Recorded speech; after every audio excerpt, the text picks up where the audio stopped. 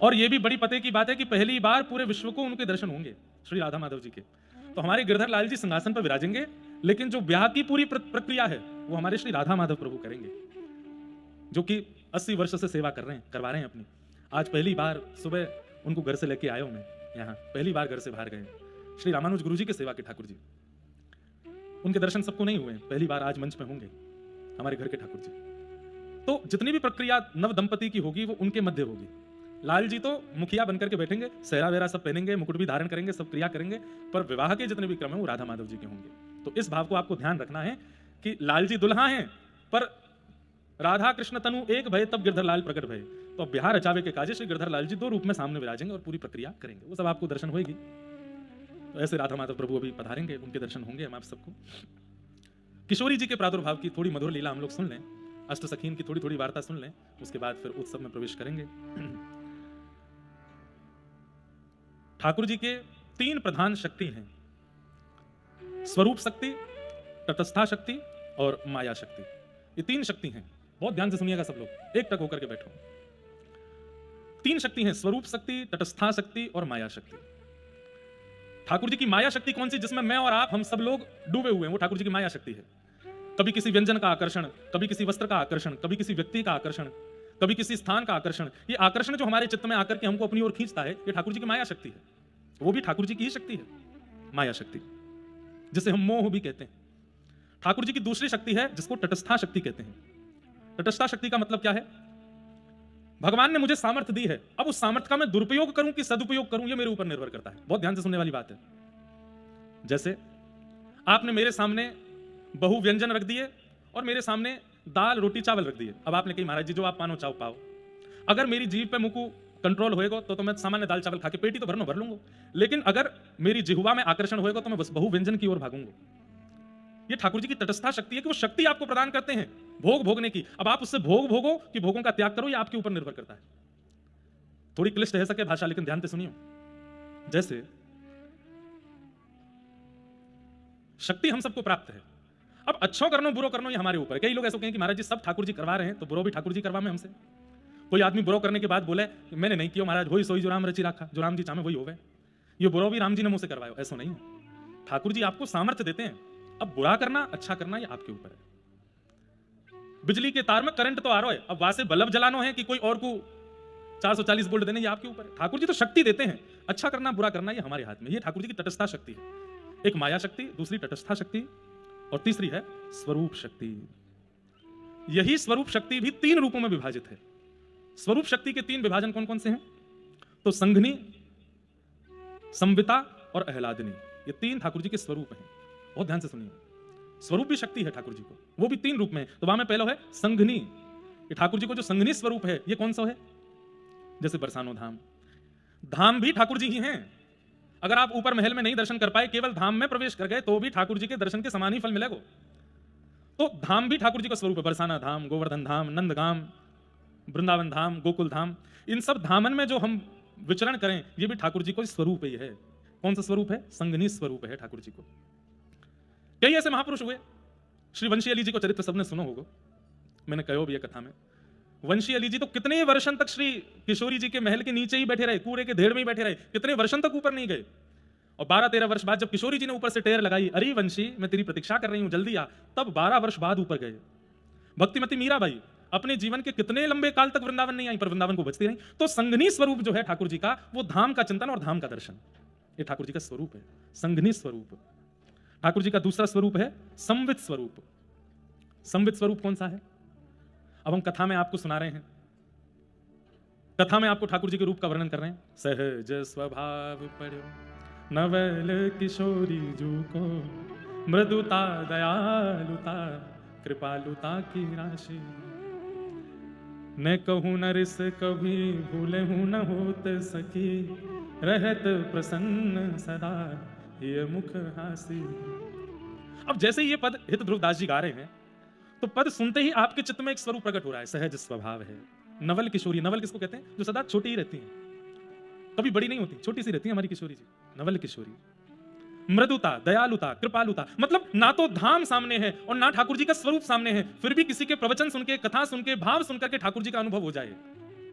ये कौन सा स्वरूप है? संवित स्वरूप। और तीसरा स्वरूप है ठाकुर जी का आह्लादनी स्वरूप। आह्लादनी स्वरूप, अच्छा एक बात, संवित स्वरूप और संगनी स्वरूप, इन दोनों में प्रवेश मेरा और आपका है, पर आह्लादनी स्वरूप का दर्शन में प्रवेश हमारा नहीं है। इसलिए वृंदावन में घूंघट करके बैठी हैं किशोरी जी।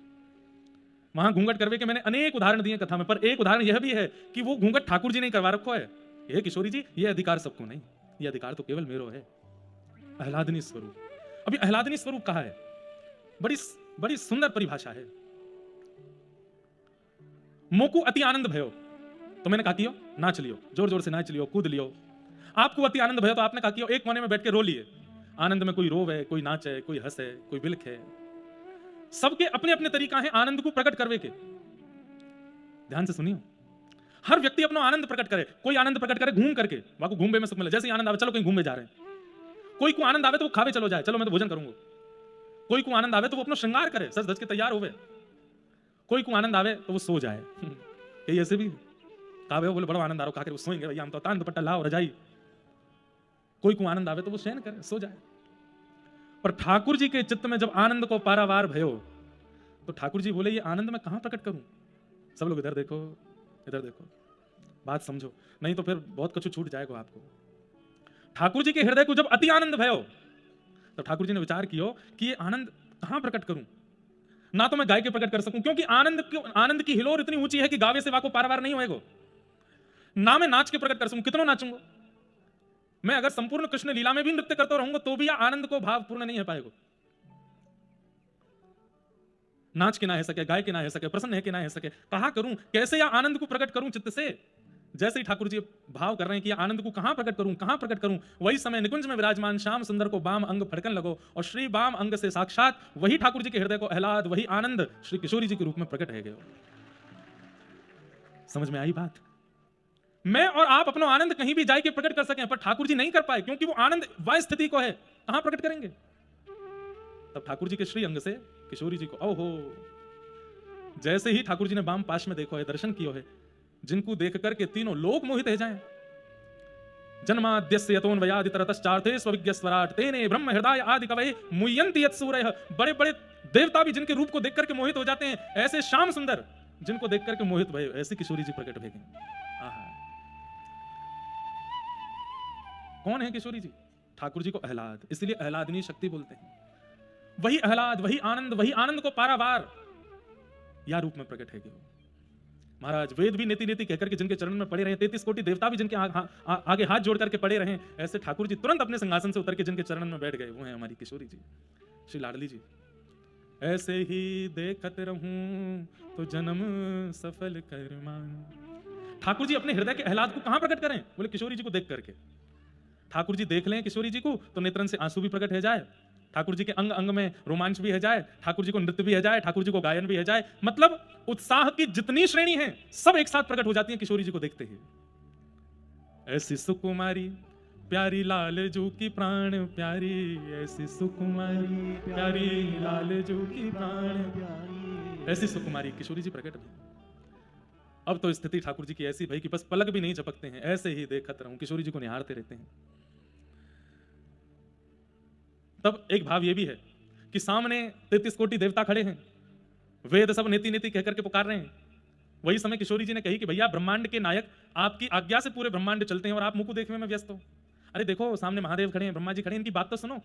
ठाकुर जी बोले बोलन दो सबन को, मैं तो आपको निहारूंगा, मैं तो आपको ही देखूंगा। तब किशोरी जी ने ब्रह्मांड के सुख के कारण कि भाई ये मुंह को देखते रहेंगे तो कैसे चलेगा संसार, ये सामने देखेंगे तभी चलेगा। तब किशोरी जी ने फिर घूंघट कर लिया।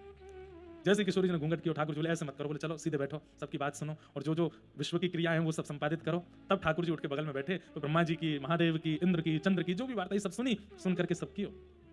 ठाकुर जी मन में बड़े संकोच में आ गए, मैं कहां करूं, कैसे यार इसको आस्वादन करूं मैं। तभी पृथ्वी ने प्रार्थना करी कि महाराज भार बढ़ गए हो मुंह पे, आप प्रकट हो।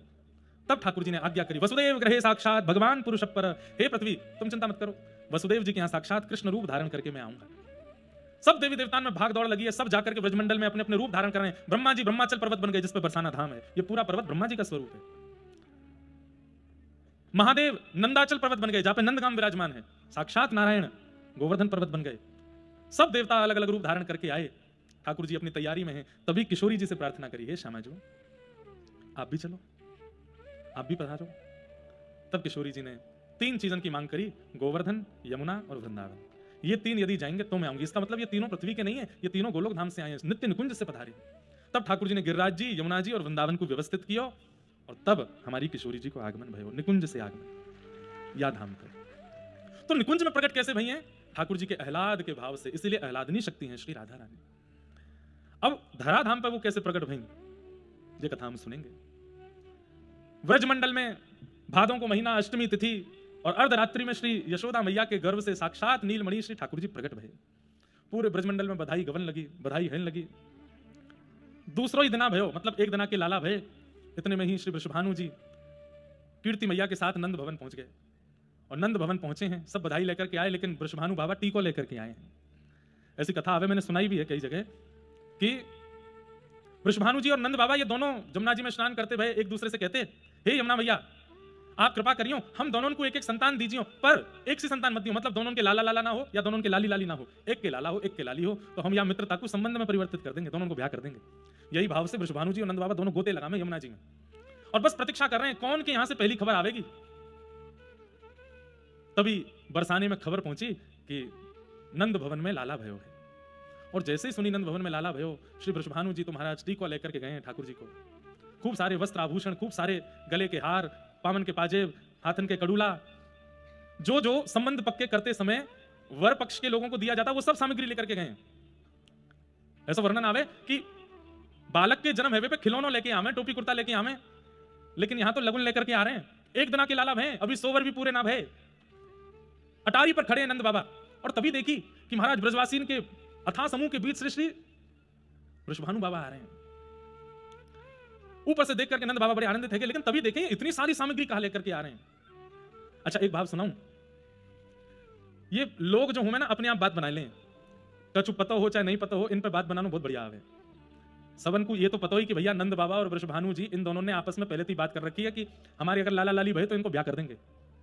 तो जैसे ही सुनी कि महाराज नंद बाबा के लाला भयो है, सुनियो बहुत ध्यान से, तो वृषभानु बाबा तो टोपी कुर्ता ही लेके आए, वृषभानु बाबा तो खिलौना ही लेके आए, वृषभानु बाबा तो लाला के काजे जो जो सामग्री में वही लेके आए।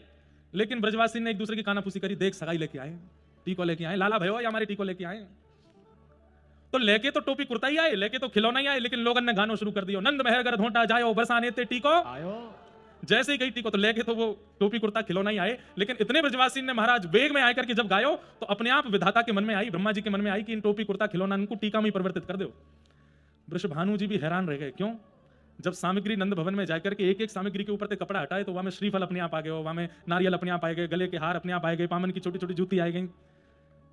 वृषभानु बाबा कीर्ति मैया देखें, हेरी मेहर जी कहा लेके आई, हम तो खिलौना लेके आए, हम तो मेवा बाटी लेके आए, हम तो मिष्ठान लेकर के आए, ये सब परिवर्तित कैसे है? क्यों? बोले अरे भैया ब्रजवासी नहीं 33 कोटि देवता भी चाह रहे हैं कि संबंध पक्को कर चलो, यही संबंध कर चलो।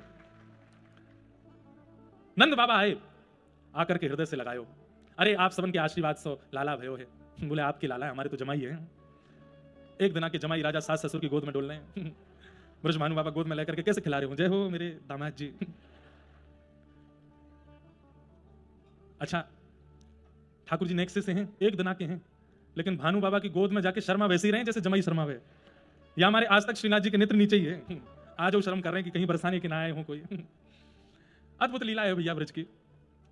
वृषभानु जी ने लाला को गोद में उठायो, कीर्ति मैया गोद में ले रही हैं और बार बार चरण वंदन कर रही हैं, जमाई के पांव छू रही हैं, सिर से लगा रही हैं, लेकिन दूर कोने में खड़े हुए नंद बाबा और श्री यशोदा मैया चिंता कर रहे हैं। बोले क्यों?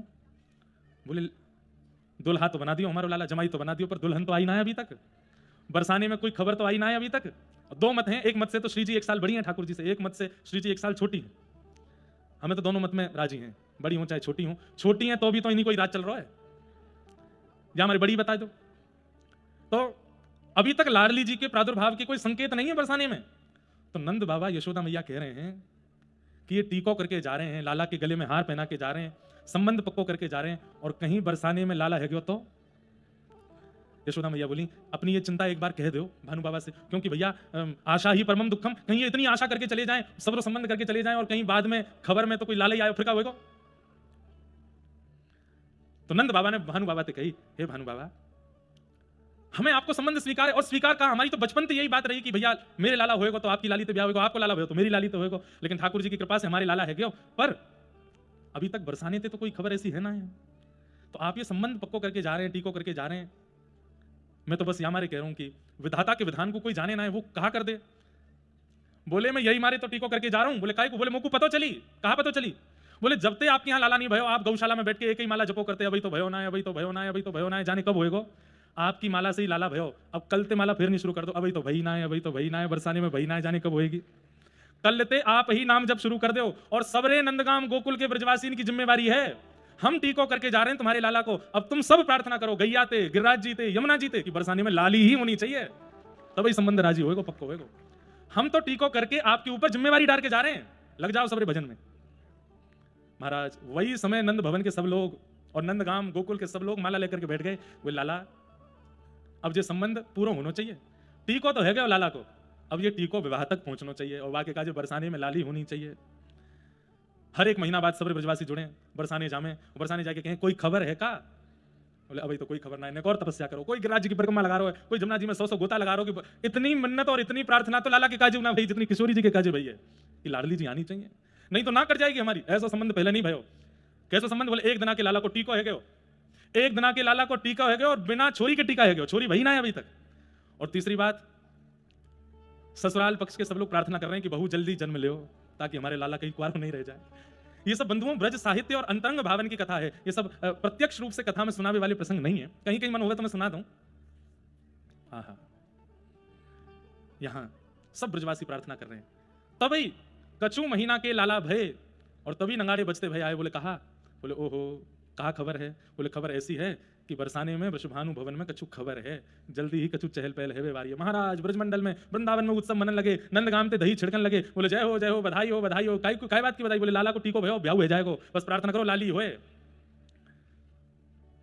लाला के आगमन की प्रतीक्षा तो केवल नंदगाम के कर रहे हैं, पर बरसाने में श्री जी के आगमन की प्रतीक्षा तो पूरा 84 कोस कर रहा है, कैसे वो श्री जी आ जाए, बस तब हमारे लाला को ब्याह संपादित होएगा। किशोरी जी निकुंज में विराजमान, निकुंज कहूं तो समझ जाइए गोलोक धाम, नित्य निकुंज, नित्य निकुंज में विराजमान श्री जी कह रही हैं हरि ललिते हरि विशाखा। अच्छा, ये अष्ट सखियां जो हैं ये सब श्री जी से प्रकट हुई, जैसे श्री जी ठाकुर जी के हृदय से प्रकट हुई हैं, ऐसे ये अष्ट सखियां श्री जी के चित्त से प्रकट हुई हैं। कैसे कैसे प्रकट हुई, अब वो विस्तार है पूरा वाको। पहले निकुंज में केवल दो हैं, प्रिया और प्रियतम। अब प्रियतम जब प्रिया जी को श्रृंगार करें, और वह श्रृंगार को लेकर के जब प्रिया जी अपने आप को प्रतिबिंब में देखें, तब मन में विचार करें, ओहो ये कितना सुंदर स्वरूप सजायो मेरो श्याम सुंदर ने। तो अपने ही स्वरूप पर जब प्रिया जी मोहित भई, तो वही प्रतिबिंब को स्वरूप श्री ललिता जी के रूप में प्रकट है क्यों? मतलब किशोरी ठाकुर जी को प्रतिबिंब किशोरी जी हैं, किशोरी जी को प्रतिबिंब श्री ललिता जी हैं, श्री ललिता जी किशोरी जी को प्रतिबिंब स्वरूप हैं। अब किशोरी जी ठाकुर जी के द्वारा सजाए गए जब बेणी को देखें, तो मन में विचार करें, ओहो ये बेणी कितनी सुंदर सजाई है। तभी वह सेवा को करने के लिए श्री विशाखा जी प्रकट है जाएं, इंदुलेखा जी प्रकट है जाएं। सब किशोरी जी की जो अष्ट सखियां हैं, ललिता जी, विशाखा जी, चित्रा जी, इंदुलेखा जी, रंग देवी जी, तुंग विद्या जी, चंपकलता जी, सुदेवी जी, 8 सखीन को प्रादुर्भाव है जाए। मुझको तो इनको विस्तार से बताना सब कुछ, पर मुझको बस यही है कि ढाणी लीला में बहुत समय मुझको लगाना नहीं है, पर मैं थोड़ा थोड़ा इन सबन को संकेत आप सबन को बता दूं। सबसे पहली सखी है श्री ललिता जी, क्योंकि अष्ट सखीन के बिना अगर हमने श्री जी को प्रकट कर दियो तो हम लोगों से कोई ना कोई विघ्न बनो ही रहेगा, या हमारे अष्ट सखीन को बुला लें, वही किशोरी जी के साथ में आगे की लीला में रहेंगी तो अच्छा रहेगा। तो सबसे पहले श्री ललिता जी। अच्छा, आप लोग जब यहाँ पंडाल से बाहर निकलोगे तो अपने बाहर निकल के बाम ओर की ओर देखोगे तो स्वर्ण की आकृति में एक ऊंचा गांव है, वहां पर स्वर्ण की आकृति में एक मंदिर दिखाई देगा, ये ललिता जी को गांव है। यही श्री ललिता जी प्रकट भई। आपके मैया हैं सत्यकला जी और आपके पिताजी हैं सत्यभानु, उनके यहां श्री ललिता जी को प्रकट। और एक मत से आपकी मैया को नाम शारदा और पिताजी को नाम विशोक, उनके यहां श्री ललिता जी को प्रादुर्भाव हुए। कैसे प्रकट हुई? निकुंज में दर्पण से। लेकिन अब किशोरी जी आ रही हैं तो वह समय पर पूरे बरसाने में और आसपास के गांवन में अष्ट सखी प्रकट करी हैं पहले, इसलिए हम भी मंच पर किशोरी जी को बुलावे से पहले सूक्ष्म भाव से अष्ट सखी को प्रकट कर दें। आपकी सेवा कहा है, प्रिया प्रियतम को बीड़ा पवावी की सेवा है आपकी, नित्य छोटी छोटी बीड़ी बनानो और श्री प्रिया प्रियतम को पवानो, ये सेवा श्री ललिता जी की है। बोलो श्री ललिता महारानी की जय। श्री विशाखा जी ये दूसरी सखी, इनको गांव है पास में कमई गांव, वहां पे श्री विशाखा जी को प्रादुर्भाव भयो। आपके माता श्री गुणकला जी और आपके पिता गुणभानु, एक मत से आपकी माता जी श्री सुदक्षिणा और पिताजी पावन, आपके यहां पर श्री विशाखा जी को प्रादुर्भाव भयो। और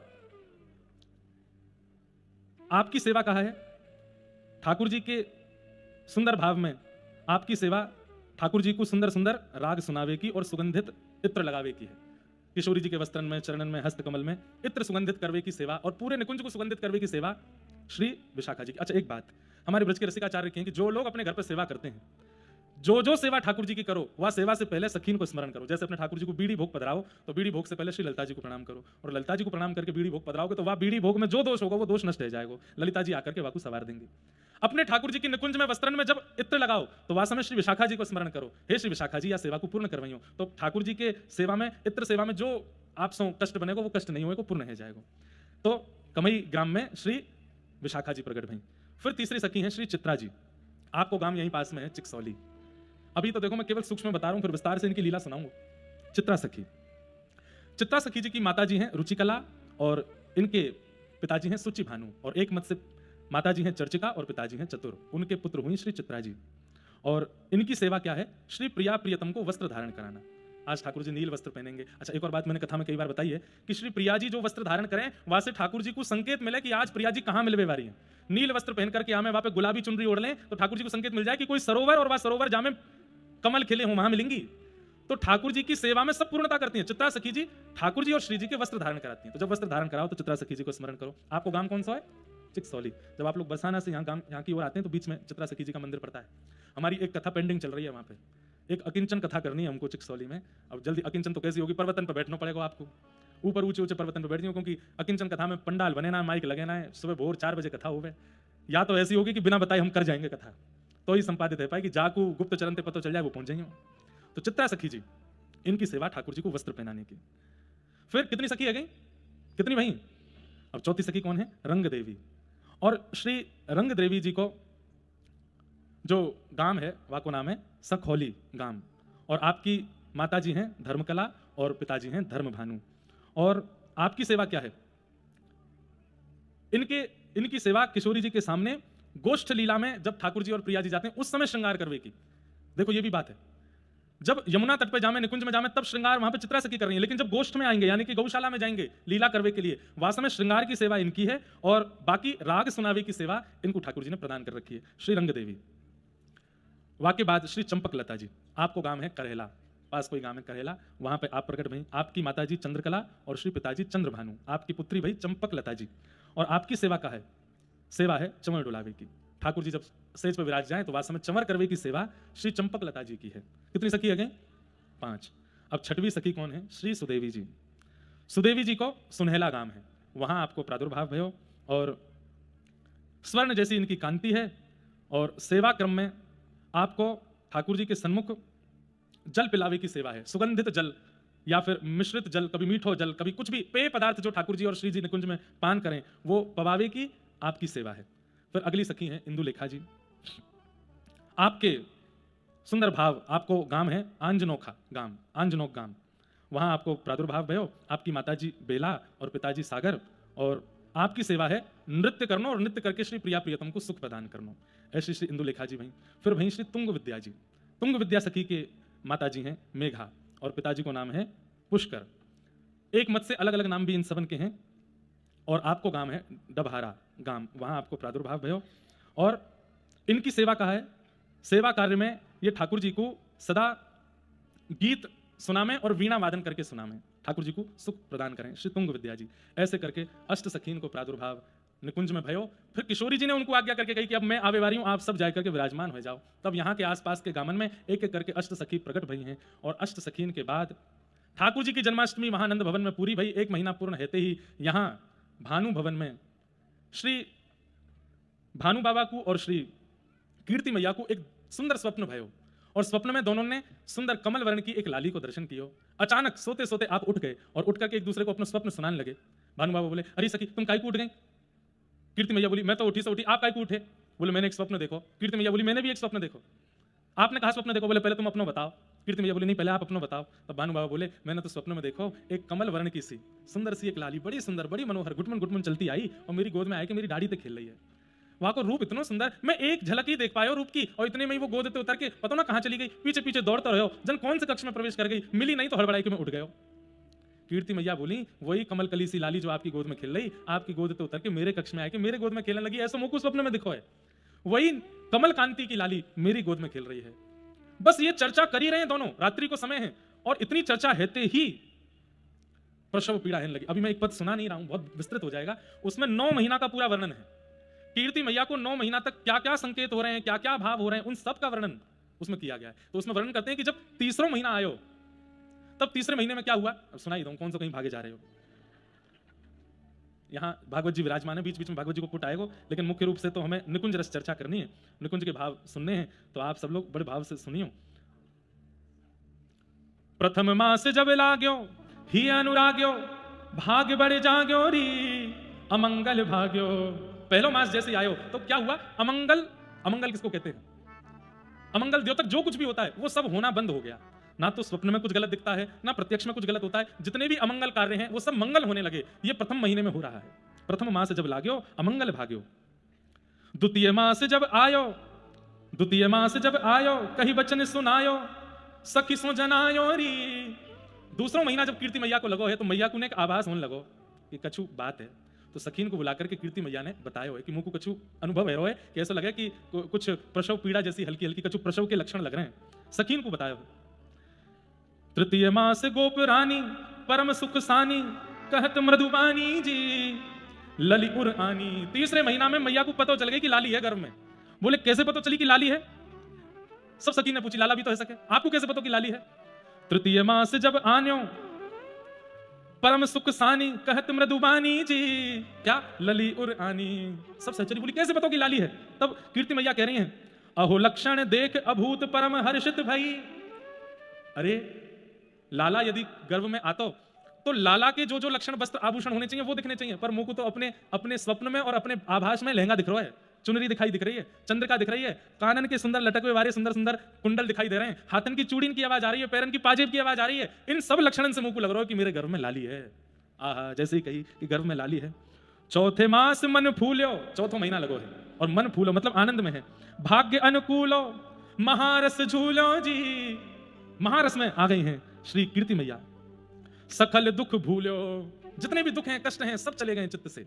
बंधुओं, जिनके चित्त में श्री जी आमेंगी उन सबको ये अनुभव होएगा ही होएगा। ये हमारे ध्यान से सुनियो। जरूरी थोड़ी है प्रसव में तो कीर्ति मैया की आ सके, हमारे तो चित्त में आमेंगी ना। तो चित्त में आमेंगी तो हर महीना यहां से जावे के बाद आप सबके चित्त में आनी चाहिए। पहले महीना जो अनुभव हो वो लिखो है, दूसरे महीना, तीसरे महीना, चौथे महीना को कहां अनुभव है। चौथे मास मन फूलो भाग्य अनुकूलो, महारस झूलो जी सकल दुख भूलो। सारे दुख चले गए। अहो गोपराज कलु कुल बधु हो परम शोभित भई। सारे दुख चले गए, कोई पीड़ा नहीं है, इतनी आनंद में भर रही हैं। कभी नाचती चलती हैं, कभी गाती चलती हैं, जहां बैठती हैं, जिस सभा में जाती हैं कीर्ति मैया सबको प्रसन्न कर देती हैं। 5 मास जब आन्यो देख कुटुंब सिहान्यो, नगर जब जान्यो जी। अभी तक बरसाने को पता नहीं चली। 5वें महीना में धीरे धीरे जब गोपीन के आवागमन बहुत बढ़ गए भवन में, महल में, तो बरसाने में धीरे धीरे काना फूसी रहने लगी। बोले कछु तो बात है, कछु तो है रहे हो है। और यहाँ पे एक वर्णन और है कि एक दिन कीर्ति मैया अटारी पे आई गई, और अटारी पे कीर्ति मैया को देख करके नगरवासी ने अनुमान लगा लिया कि अब तो कछु बात है, अब तो कछु भाव है, जरूर मैया को कछु शुभ संकेत है। 5 मास जब आनो देख कुटुंब सिहानो, कुटुंब ने सिहाना सराहना करिए, सबको देख के पता चल गया कि कछु बात है। नगर जब जान्यो जी मोद मन मान्यो, सब आनंद कर रहे हैं। आहा, ऐसे मैया के 5 महीना बीते हैं। अब छठे मास छबी बाड़ी, छठवां महीना आते ही कीर्ति मैया इतनी सुंदर कभी लगी नहीं जितनी अब लगन लगी। जो एक बार देखे देखते ही रह जाए, ऐसो स्वरूप, ऐसो मुखलावण्य, ऐसो आकर्षण।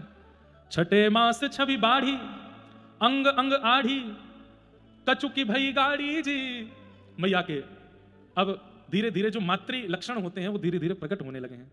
अहो आलस कछुक जान्यो धरत पग डगमगान्यो। अब मैया को आलस आने लगो, ज्यादा चल फिर ना पामे, थोड़े पैर डगमगाने लगे, बैठ गई हैं। ये भैया ये बात और कहीं नहीं सुनाई जा सके, बरसाने में ही कही जा सके, हमारे सुन लो। यहां किशोरी जी के भाव से हम सबके चित्त में ही प्रकट हो रही हैं, कीर्ति मैया के भाव से हम सबके चित्त में ही प्रकट हो रही हैं। श्यामा जी छठे मास छवि बाढ़ी अंग अंग आढ़ी, कचुकी भई गाड़ी जी भवन मधि थाड़ी। अहो आलस कछुक जान्यो धरत पग डगमगे। अपने आलस मान लगो, उठ फिर के ज्यादा काम कर ना पामे। 7 मास सहेली नहीं तजो अकेली। अब सब सहचरीन से सबके यहीं बैठ जाओ, मुझ को अकेले छोड़ करके मत जाओ। क्यों? अब मुझसे काम बन नहीं रहे, आपको ही जल पिलाना पड़ेगा, आपको ही खिलाना पड़ेगा, आपको ही उठाना पड़ेगा। 7 मास सहेली नहीं तजत अकेली, कहत सुनो हेली रे रहो संग भेली। सब यहीं रहो, मेरे पास ही बैठी रहो। अहो भांति भांति समुझाए गर्भ रक्षा करी। कोई गर्भ के भीतर श्री जी हैं, उनको कोई पीड़ा नहीं हो, उसकी भावना किशोरी जी कीर्ति मैया कर रही हैं। 8 मास द्विज आए, 8वां महीना प्रारंभ भयो तो घर में कथा वक्ता आए हैं, ब्राह्मण देवता आए हैं, द्विज आए हैं। बोली पठाए, सुंदर सुंदर कथा सुना रहे हैं, सुंदर सुंदर भाव सुना रहे हैं, मंत्र सुना रहे हैं। बोली पठाए न्योत जिमाए जी सजन पहराए, सबको नंद बाबा ने वस्त्र दिए हैं, दक्षिणा दी है। अहो बोल सजन सो बोल सोई प्रभु कीजिए। वृषभानु बाबा से कीर्ति मैया कह रही हैं, सब ब्राह्मणों को दक्षिणा दो, वस्त्र दो, सब करवाओ, जो कहें वो इनको प्रदान करो। नवम मास गोप बाला कहे बचन रसाला, अजु कीरत कृपाला जी बूहज इत काला, ओह कब वह थोस सुमंगल गाय है। अब तो बस सब टकटकी लगा करके प्रतीक्षा कर रहे हैं कि भैया कब डुमडुमी बजेगी, नगाड़ी बजे, सब तैयारी करके बैठे हैं। 9वां महीना आ गया है, अपने घर के छत पर रोज ब्रजवासी जन दूध दही और हल्दी लेकर के बैठ जाए, कब छिड़कावे को अवसर मिल जाए पता नहीं। होड़ लगी है, कौन पहले छिड़कावे को, पहली खबर जैसे ही आवेगी भानु भवन से सबसे पहले हम छिड़कावेंगे, सब में होड़ लगी है। हाँ, 9वां महीना भी पूरा हो गयो, और 9वां महीना पूरत हेते ही पूजे हैं 10वें मास। 9वां महीना के बाद 10वां महीना लग गयो, उर बड़ो है हुलास सफल भई आश जी। आहा, मन में आनंद भर रहो है, मन में आनंद है रहो है, और आशा पूरी भई है। क्यों? कि भवन प्रकाश, यहां पृथ्वी पर जैसे ही सूर्य उदय हुआ है उसी बेला में भानु भवन के बिल्कुल अंतःपुर में कीर्ति मैया के भवन में एक दिव्य प्रकाश भयो है, और वह दिव्य प्रकाश के संग में तप्त कांचन गौरांगी श्री राधे वृंदावनेश्वरी श्री भानुनंदिनी किशोरी जी को प्रादुर्भाव भयो है। बोल वृषभानु दुलारी की, श्री कीर्ति दुलारी की, श्री कीर्ति मैया की, वृषभानु बाबा की, बरसानो धाम की। आहा, जैसे ही जय जयकार भई है, यहाँ भानु बाबा को जाकर के सखी ने बताई, अरे बाबा बाबा आपको बधाई हो, बधाई हो। बोले कहाँ भयो? बोले लाली ने जन्म लिया हो। सुनते ही भानु बाबा तो सुध बुध खो गए, जानो भीतर हो, दौड़ बाहर लगे। बाहर जाने लगे तो जाके सखी ने रोके, कहाँ जा रहे हो? बोले भीतर कक्ष में जा रहे हो। बोले कक्ष यहाँ ना है, कक्ष वहां है। आंखन में आंसू भरे हैं। बंधुओं, ठाकुर जी के प्रादुर्भाव की लीला एक अलग आनंद करावे, पर किशोरी जी के प्रादुर्भाव की लीला तो भावुक कर दे। बड़भागी हैं वो माता पिता जिनके घर में लाली जन्म ले, क्योंकि भैया लाला के जन्म से आपको यह अनुभव हो जाएगा कि चलो हम माता पिता बन गए, लेकिन लाली के जन्म से अपना सौभाग्य पता चले कि हम सौभाग्यशाली हैं, अब हमारा जीवन है, या के काजे हमें जीनो है। पिता जब पुत्र को जन्म दे तो वाकई में लगा ठीक है अब हमारा तो काम है, अब ये आगे देखेगा, लेकिन लाली के जन्म होते पिता के मन में ये आ जाए कि नहीं अब मुझको संभलना है, क्योंकि या के काजे मुझको जीनो, या के काजे मुझको सब करना। भानु बाबा जैसे ही गए, कीर्ति मैया के बगल में पौड़ी हैं श्री किशोरी जी, गोद में जैसे ही उठाई हैं, भानु बाबा बोले अरे अरे मेहर, मुंह पे तो उठाई ना जा रहा, संकोच लग रहा है, ऐसी कोमल सी है, लग रहा है कि मेरे निष्ठुर हाथन से कहीं आपको कष्ट नहीं आ जाए, कोई पीड़ा नहीं आ जाए। वापस नहीं पधरा दें, और दूर से ही केवल दर्शन कर रहे हैं, बैठे बैठे रूप कांति को देखते देखते कह रहे हैं ये आंख का क्यों ना खोल रही, ये मुंह कुछ बोल क्यों ना रही है, ये अपने पाम क्यों ना चला रही, या कि कोई चेष्टा क्यों नहीं है रही, कोई गतिविधि क्यों नहीं है। कीर्ति मैया कह रही अरे अभी जन्म भयो है, नेक देर विश्राम करके फिर उठेगी, बोलेगी भी, गावेगी भी। भानु बाबा कह रहे हैं मुझको बाबा कह के बुलाएगी, बोले हाँ, मुझको बाबा कह के बुलाएगी, हाँ। यही कह करके भानु बाबा तो वहीं नृत्य करने लगे हैं। खबर पहुंचते पहुंचते पहुंची है सीधे नंद भवन में, और जैसे ही नंद भवन में खबर पहुंची, महाराज ठाकुर जी एक बरस के घुटमन घुटमन करके डोल रहे हैं। यशोदा मैया ने तुरंत लाला उठाए, पीली झंगली पहनाई, सिर पर मोर पुच्छ धारण कराया, और मोतीन को श्रृंगार करके लाला को गोद में लियो, और जितने महंगे महंगे आभूषण रत्न आदि हैं सब बैलगाड़ी में सजवाई दिए। नंद बाबा को खबर पहुंचाई, चलो जल्दी। बोले कहा भयो? बोले वृषभानु गोप के यहाँ लाली भई है। सुन करके नंदगाम के लोग ऐसे भावुक भय, ऐसे आनंद में भर गए, हमारी लाला को टीको खाली नहीं गयो, पूरा हो गयो, अब ब्याह हो जाएगा। और महाराज श्री नंद बाबा पहुंचे हैं, कहमें कि जैसे ही बरसाने आए, भीतर पहुंचते किशोरी जी को देखते ही कीर्ति यशोदा मैया बोली लाली के रूप पर न्योछावर करवे वाली वस्तु तो मैं कुछ लाई नहीं हूं, ये महंगे महंगे रत्न आभूषण सब मुझको फीके लग रहे हैं यहाँ के रूप के आगे। सोई गोद में बैठे बैठे लाला ने नेक मैया खुजाई दी, बोले मैं भी तो महंगो रत्न हूं, मैं भी तो मैया तेरे हृदय को नीलमणि हूं, नहीं मेरी ओर देख ले। ठाकुर जी को देखो, पीली झंगुली, झंगुली मतलब समझे, झंगुली आजकल कह दो तो फ्रॉक, लेकिन फ्रॉक विचित्र सी, झंगुली कैसी ऊपर से पहन लें और नीचे ऐसी घेरदार, और वो कैसी छोटे छोटे बालकन को ऐसे पहनाई जाए कि झीनी झीनी उनके अंग की कांति दिखती रहे। पीली झंगुली और वहां में नील वर्ण के ठाकुर जी, भीतर सब अंग दिख रहे हैं, पेट दिख रहा है, वक्ष भी दिख रहा है, हाथों दिख रहे हैं। आहा, ऐसा लग रहा है पीली झंगुली तो मानो जैसे स्वर्ण को परकोटा, और भीतर दिखने वालों नीलो नीलो अंग मानो जैसे नीलमणि है। यशोदा मैया बोली सबसे बढ़िया रत्न तो यही है मेरे पास। लाल जी लेकर के 8 बार किशोरी जी के ऊपर उसार करके लाल जी ही बगल में पधराई दिए, दोनों युगल पलना में पड़ गए हैं महाराज। आहा, दोनों पड़ गए। हमारे श्री हितरवंश महाप्रभु एक बहुत सुंदर पद ठाकुर जी के भाव से गावे। अब हम देखो, अब आपको बता दें, या पद को गावे के बाद कहा होएगा सुनो, या पद को गावे के बाद में फिर कथा की विश्रांति होगी, पर्दा आवेगा, और फिर यहाँ अष्ट सखीन को प्रादुर्भाव, और पीछे लाडली जी और मैं नीचे बैठ करके फिर बधाई और पद गायन करेंगे, नाचेंगे, बधाई लुटाएंगे, और वाके बाद फिर ढाणी आवेंगे, वृषभानु जी के लाली भैया मांग में आवेंगे, फिर वह लीला को हम लोग दर्शन करेंगे। आहा, श्री हितरवंश महाप्रभु कह रहे हैं ठाकुर जी ने जन्म लिया विश्व के कारण, पर किशोरी जी ने जन्म लिया है ठाकुर जी के कारण। कोई और के लैया किशोरी जी नहीं आई हैं। जन्म लियो मोहन हित श्यामा, जन्म लियो मोहन हित श्यामा, जन्म लियो मोहन हित श्यामा, जन्म लियो मोहन हित श्यामा। आनंद निधि सुकुमार, आनंद निधि सुकुमार, चलो वृषभानु गोप के द्वार, चलो वृषभानु हाँ चलो वृषभानु गोप के द्वार, चलो वृषभानु गोप के द्वार। हे जन्म लियो मोहन हित श्यामा, जन्म लियो जन्म लियो मोहन हित श्यामा, हे मोहन हित श्यामा, हे मोहन हित श्यामा, जन्म लियो मोहन हित श्यामा, जन्म लियो मोहन हित श्यामा। आनंद निधि सुकुमार, आनंद निधि सुकुमार, चलो वृषभानु गोप के द्वार, चलो वृषभानु गोप के द्वार, चलो वृषभानु गोप के द्वार।